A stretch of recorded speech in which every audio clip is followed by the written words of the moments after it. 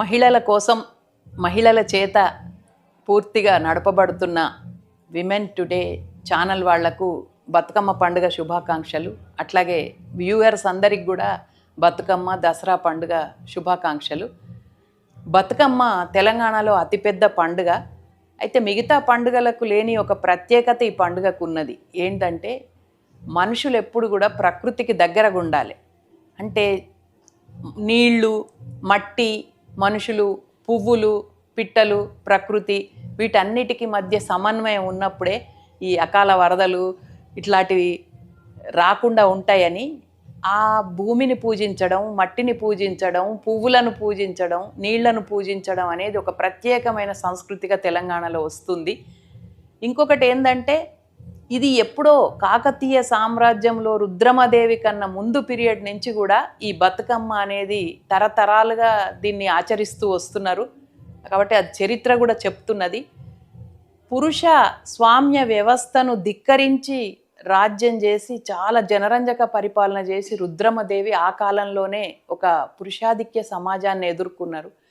మళ్ళీ అట్లనే అటువంటి రాజ్యంలో కూడా రాచరికం కనుక అన్యాయం చేస్తే ఎలుగెత్తి వాళ్ళను ప్రశ్నించిన సమ్మక్క సారక్క కూడా అదే నేల మించి పుట్టిండ్రు. కాబట్టి ఇది ఒక కోణం ఇదైతే ఒక కోణం అది. అట్లా ప్రతి స్త్రీ కూడా ఈ తెలంగాణ గడ్డ మీద మామూలుగా ఇంటికే పరిమితం కాకుండా ఒక సమాజము, తన చుట్టూ ఉన్న సంఘము, దాని చైతన్యము అన్నీ కూడా గుర్తుపెట్టుకొని మెలిగినరు. అట్లా భావితరాలకు ఆదర్శంగా ఉన్నారు. ఈ బతుకమ్మ పండుగ కూడా అంతే. బతుకమ్మ ఏంటంటే మనకు తెలంగాణలో మంచిగా వర్షాలు పడి వర్ష ఋతువుతో ప్రకృతి అంతా పచ్చగా అయిపోయి మంచి మంచి పూలు పూసిన సందర్భంగా చెరువులన్నీ నిండి అందరు సంతోషంగా ఉన్నప్పుడు తప్పకుండా ఆడపిల్లలు తల్లిగారిండ్లకి వస్తారు. మీకు ఇంకే పండుగ కూడా ఇట్లా మొత్తం ఊరంతా ఆడపిల్లలను పిలుచుకునేటువంటి ఇంత గొప్ప పండుగ ఉండదు. ఎవరింట్లోనన్నా ఆడపిల్లని పిలుచుకోకుంటే పక్కకున్నోళ్ళే అడుగుతారు, ఏంది నీ బిడ్డను తీసుకురాలేదా అని.